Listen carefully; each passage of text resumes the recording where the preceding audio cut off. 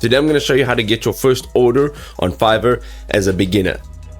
So if you're trying to get your first order on Fiverr, let's go into My Business, go to Gigs, and within Gigs you'll see everything that you have created in Fiverr. Now, one of the important things to do is make sure that whatever it is you do, whatever services you are offering them in a gig, okay?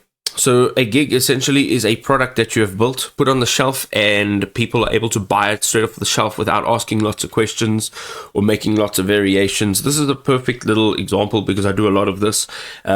It's a 1 to 2 minute UGC style video. It's literally just like a selfie video, and the client will just tell you exactly how they want you to look and what you must wear and all of that kind of stuff.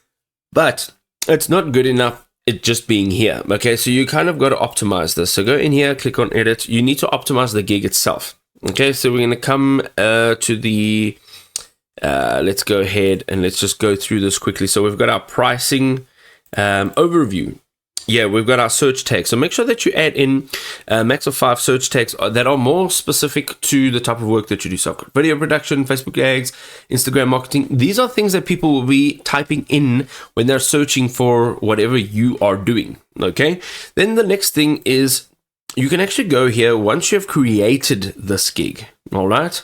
So let's just say save and preview. Once you've created this gig and it is active, you'll be able to share it. So go ahead, click on share your gig, and now you can share it to your own social pages. So a good thing is LinkedIn. Share it on LinkedIn. Be active on LinkedIn and drive clients from LinkedIn to Fiverr to hire you so that you can build your work history on Fiverr. Share it on your socials like Facebook.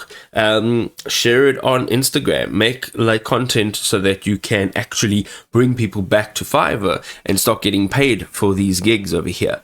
So that's the type of thing that you can do to land your first job, or just to make sure that you are selling your gigs and being an effective way doing so.